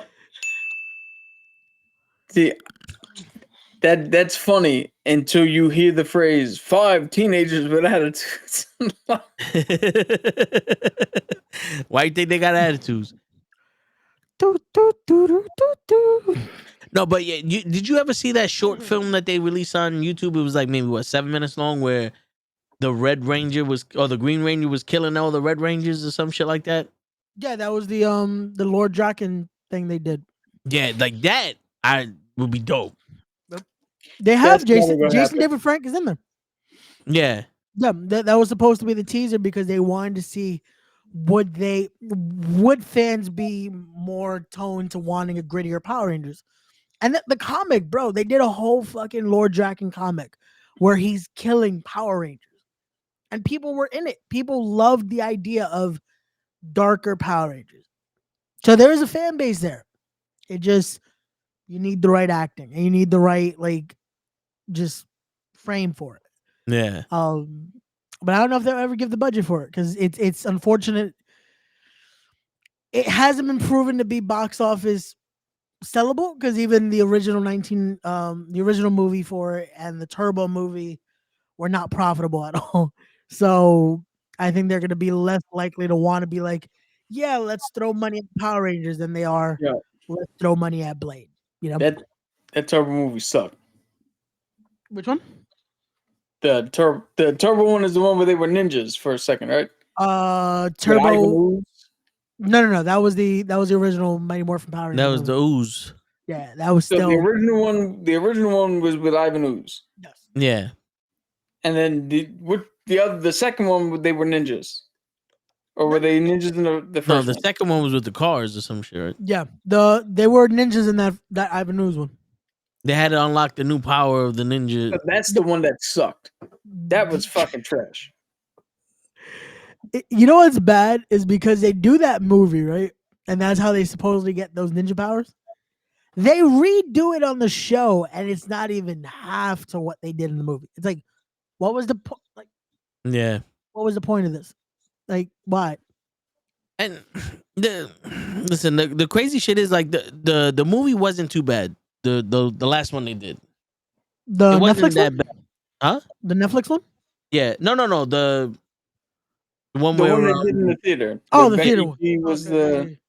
No, I it wasn't bad to me. It's just like it wasn't bad, but it wasn't enough Power Ranger. Yeah. That felt like if it was powers given to kids. I just Like thought that's it was the closest you're gonna get to fucking if Transformers were run by humans. You know what I'm saying? Yeah, no, legit. And to me, it was just colorful fucking Iron Man suits because that's what it looked like. It was like, oh, cool. This is what Iron Man would look like in rainbow colors. You know what's funny? I think that movie was decent. The only problem was Rita Repulsa was in a completely different movie. Yeah. Yeah. Somebody forgot to tell her what the tone of the movie she was in was supposed to be. Yeah. Yeah. And I don't remember her ever looking for gold. And, well, she wasn't looking for gold. She was looking for a fucking Krispy Kreme. No. She was collecting gold to build Goldar so she could go to the fucking Krispy Kreme and get whatever the fuck she needed. Who would have known the secret to evil is just some Krispy Kreme donuts? Yeah. Damn. But here's the thing though. Putting Billy on the spectrum is a clever way of showing why he's intelligent. Yeah. You know what I'm saying? But I mean, I'll give it that they put out very somewhat taboo conversations to just everyone else's backstory was just straight up fucking lazy. Yeah.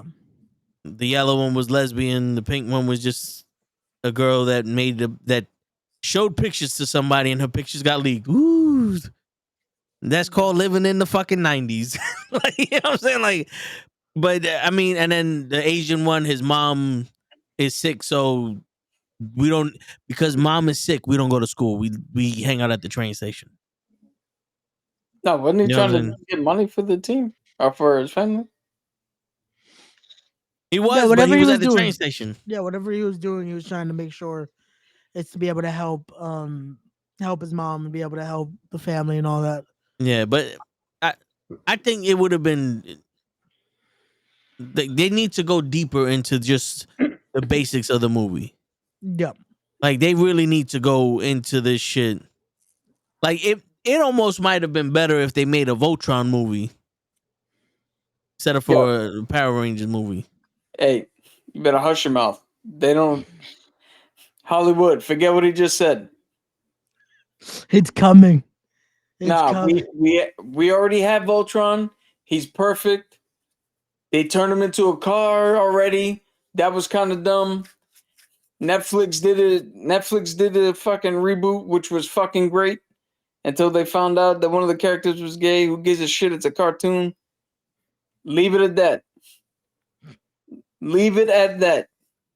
That's the one property where if I hear they're doing a Voltron movie, I'll be outside of the theater protesting. 1, 2, 3, 4. Leave Voltron out the door. 1, 2. No, but all right. So 1, 2, 3, 6. Leave Voltron on Netflix. 1, 2, 3, 6. Speaking of Netflix, Xmen '97. We got to get into it before we get off the air. That's a weird transition.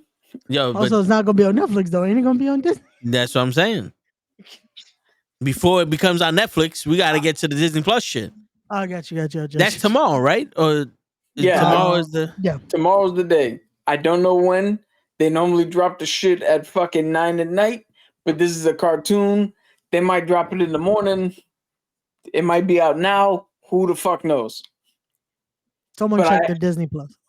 So I saw at least one review.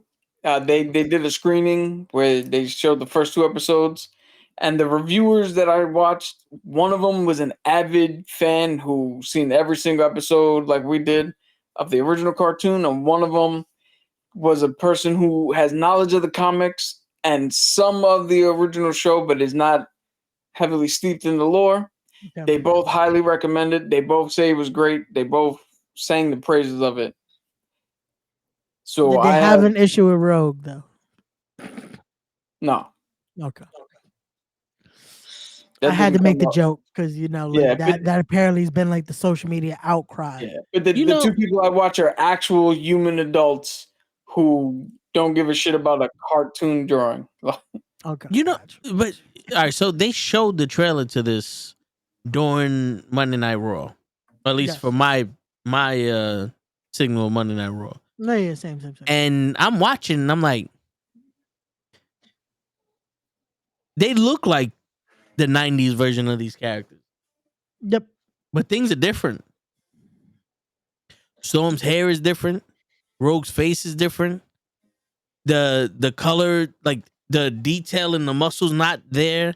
It almost seems like they made this at 720p and they're upscaling it to 1080p or the 4K, so it almost looks kind of fakeish. Maybe that's just for the trailer or whatever, but there was something around that was like, this seems a little off. I think it's the animation style. Because there's that scene right before where Cyclops says, Xmen to me, where it looks like his hair's moving, but it looks like his hair's moving on one layer, his skull is on a different layer, like they layered it instead of drawing it all in one. Yeah. But, I mean, I'm not going to kibosh it just off of that, but it didn't feel like it used to be. You know, it's like someone else is making grandma's food and it don't taste exactly like the way grandma made it. Well, you heard what they said though. They had a fucking hard time with the budget, the original creators, with the animation style, so they probably try to make it look as close as possible, but also had to simplify it a little bit more. It's working with wanting to make it look better, but then still trying to keep the authenticity of it, which it's like, I can imagine that's even more expensive to try to do. Like, let's upscale, but keep it classic, you know? Yeah. Like, that's always going to be the ever changing, because if not, people will complain of like, oh, this doesn't even look like the old school version. But if it's legit just the old school version, oh, it's 2024. You can upscale it a bit, make it look better. Then it's like, so what do you want? You know? Yeah. It's a never win. It's a never win scenario. And I feel like they tried to make it again as modern with keeping the they wanted to keep it modern, but have that nostalgia of it. That's like, oh man, this gives you that. I remember watching this back in the day. I remember those Saturday morning cartoons, having my bowl of cereal and being able to watch Xmen, you know? Yep. Yeah. Like I'm looking forward to it tomorrow when it comes out. I'm gonna do just like I used to, watch that and then just immediately watch an episode of Power Rangers. Because by the time X-Men would come on, Power Rangers would be right after for the channels I used to watch. So, perfect time. They were both on the same channel for us. They're both on channel 5 for us. Yeah, I was trying to 5. Yeah. The shit that I'd had to switch to is Superhuman Samurais. And what was the give me the power of a helicopter. Oh, Centurions. Yeah, Centurions and shit. Oh shit, man. Yeah, the old school cartoons where anything was possible, and they made it realistic. Yep. Yeah. Oh, so a little bit more on the dude who was fired. Still nothing official, but now it's going around that he got fired because he had an OnlyFans account that was non-nude, but deemed extremely disturbing and creepy. So I don't know what the fuck he was doing. That is alarming when you're writing a child's program. Especially after the release of this documentary this past week. Which one? The one about the Dan Schneider one. The Nickelodeon one that they talked about, that they released all the stories about what happened in Nickelodeon and all that stuff. What? When was this? It got released on. It's all on Max. It's a 4-part documentary. Shit. What's the name? You don't know, right? Oh, one second. Kids' Choice Awards. Oh man. One second. Quiet on the Set. Dark Side of Kids TV. Yes, there you go. This is on HBO Max. Jesus Christ. There's nothing in this world that's fucking... You know what? Maybe that's what the fucking Crow's reflecting. Where back in the 90s, we had shit that was like, oh no, this is the way the world's supposed to work. But nowadays, everything's fucking deplorable. So now the new Crow is like, well, fuck it. We don't need good in the world. It just, this dude got fucked over, so let's get our get back. Yeah. So it's gonna be based off of the Powers of 10 and House of X storyline. What you want to give us the nuance of the Powers of 10 storyline, Cap? Out of everything in this world, the X-Men is what I know the least about.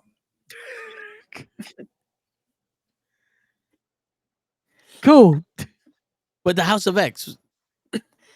But the House of X, I know. That one I know. That's the House of M I know. House of X, I don't have no clue. Yeah, I feel like House of M is the one that most people know. House of X. Yeah, dude. Let's look it up. Hold on. Yeah, we could do that because, dude, for anybody who doesn't know, everybody who's watching us should know, but in Marvel Comics, it's always been Marvel heroes, the X-Men. They've always been two almost separate entities within the same universe. So I know a little bit about some original shit, but I'm not very well versed on them because that's a completely separate fucking universe. Basically, to almost everything else that happened.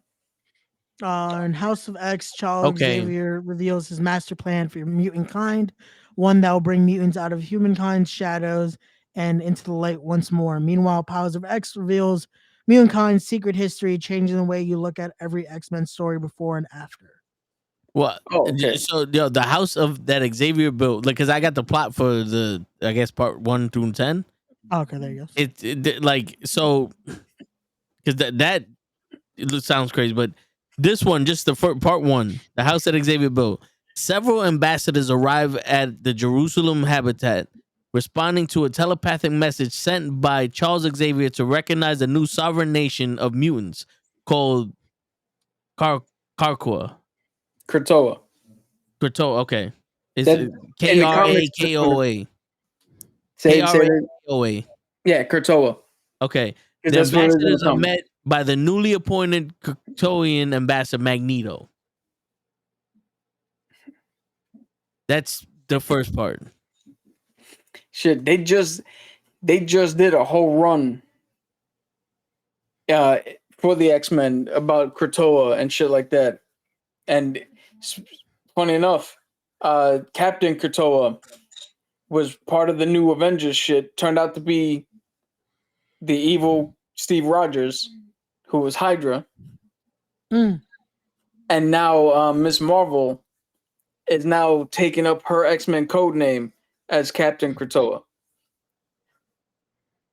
As trying to pay homage to Krakoa that took her in when they found out she was a mutant and helped her out, and blah blah blah.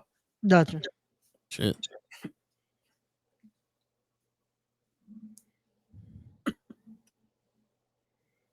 Do you think? Now here goes the pie in the sky theory for the MCU. Gotcha. Do you think that Kamala Khan is going to be a part of the X-Men, and that because she's friends with Miss Marvel, that's how one way or another they're going to connect Miss Marvel to Rogue, so Rogue can get her powers? I mean, that's one way to fucking do it. It's gonna be a bit of a stretch, but I could see it. I mean, no more of a stretch than Miss Marvel trying to be a fucking surrogate mom to Rogue and her fucking Touche. like what Touche, actually touche, happens in the touche. comics, like Touche.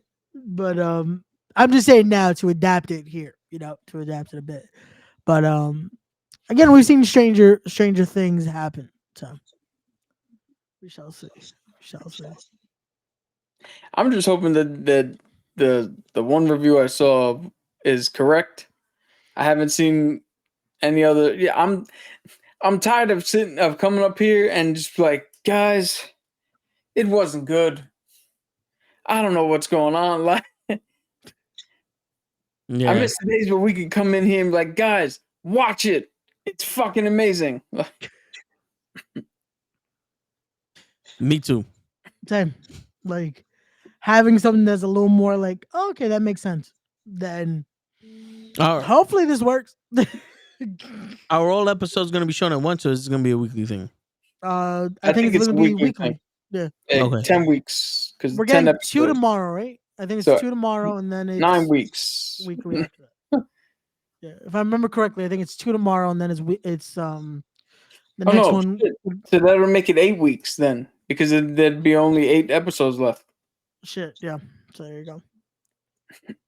Just enough time for it to be like in order for the next. Just enough time for Agatha to come up.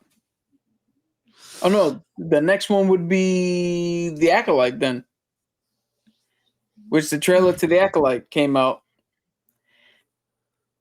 Looked pretty dope. I've been highly anticipating this is one of my highly anticipated Star Wars shows. Trailer looked all right. The action looked pretty cool. Everybody's pointing out the obvious because Carrie Ann Fisher's in it, the actress who played Trinity, and because the Matrix did some shit that kind of looked like the Force but better. And now this one is using martial arts and the Force, which is something that should have been fucking done since the beginning. Because why the fuck would you not develop a fight style using the Force? Now everybody's saying that this looks like the Matrix. But anyway, I'm hyped for it. It looks all right. I did not get to see the trailer yet, so I want to see that to see how it's gonna be. Right after this, go ahead and watch, man, because that's another one that I would love to come back and be like, no, guys, seriously, watch it. Rebel Moon 2 just came on. I just saw the trailer for that. I didn't hear anything, but it seems like it got more action in it than the first one. Did you see the first one? I saw it after you guys told me to check it out. What were your thoughts? I don't think we got your thoughts on. I see his take on the universe. Don't think I was a fan too much of it from what I remember because it was been a while since I watched it. But, that seems to be the consensus with everybody. Yeah, I haven't heard one positive review, and this is from people who actually like Zack Snyder's shit.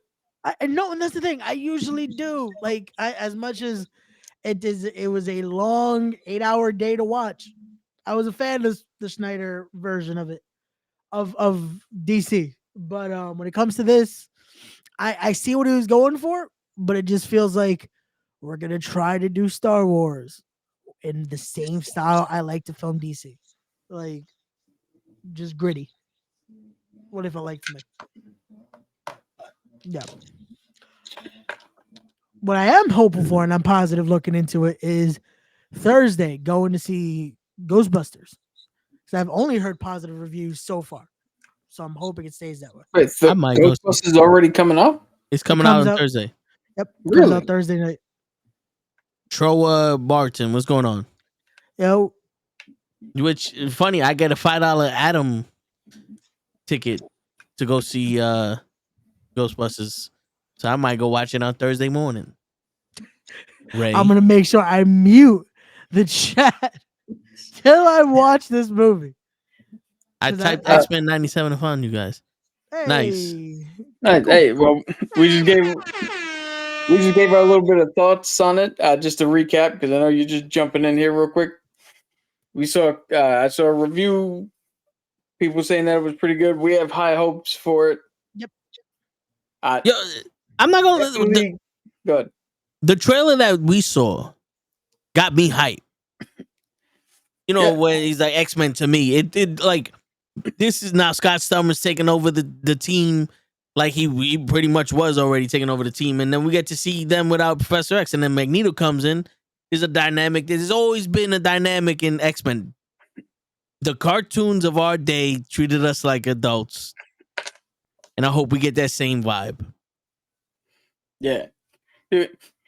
Come back next week after we watch, when it comes out tomorrow, we're going to review it, so come back here. Also, if you got some time to kill, check up on our past videos. We actually interviewed the original creators of the original X-Men from back in the day, the Lee Walls.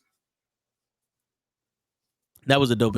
It's on YouTube. So we simulcast on YouTube, Twitch, Kick, Facebook, X, all those sites. We're the same name on all of them. We're on YouTube. So if you want to check out that interview, you can go on our YouTube channel. It's up there. Don't know about the Acolyte. It looks kind of cheesy.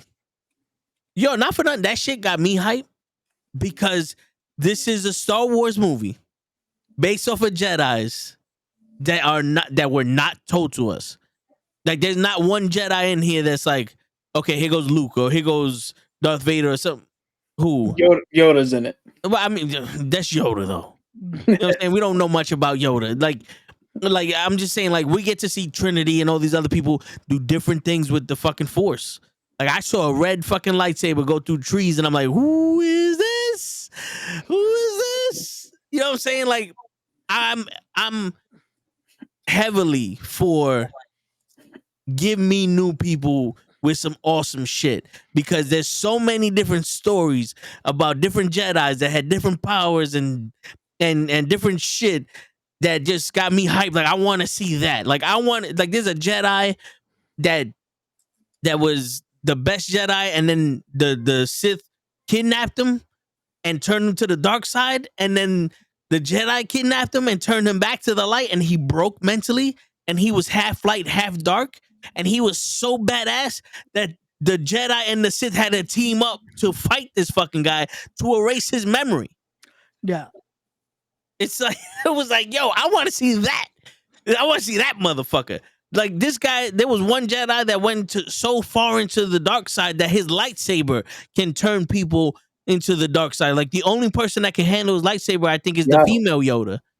because she's so into the light that she can't be turned into the dark. Like that's one of the weapons that are held in the Jedi tomb. What is it? The Jedi tower, the temple that's guarded by the guardians. Who guards the temple guards? The temple guards, but we think that that's who that guy was in Ahsoka. That was with the other girl, the one that was hunting Ahsoka. We thought he was a temple guard, and you saw how badass he was. Like, I want to see these motherfuckers. Like, I don't want to keep hearing about these badass motherfuckers. I want to see them. I want to see the badass motherfucker. I want to see the man who whooped Mike Larry's ass. Yeah. You know what I'm saying? That's what I want to see. What's going on, Shu? Larry. What's going on, Shu? But yeah, with the X-Men, I want to see something fresh. But I also kind of want to get that nostalgia. I want it to be fresh but familiar. You know something? I want the X-Men to be something completely new, but familiar. Ooh. You know what I'm saying? Like I want like that's hard to pull off. You go on vacation, right? You go to we went to Puerto Rico. I ain't never been there before, but it felt like home. That's what I want. I've never been on this journey with the X-Men, but it feels like this is where I belong. Gotcha. You know what I'm saying? Yeah. Yeah. I guarantee once we hear dun dun dun dun dun dun dun dun, once we hear the fucking theme, once we hear the voices, the voice actors, because most of them will come back, not all of them, but most of them come back. Let's get a feel of that nostalgia. It's like, yeah. This is what we're looking for. Late Night with Devil comes out on Friday. What's that? Oh, that's I don't know if it's a horror movie or some sort of movie.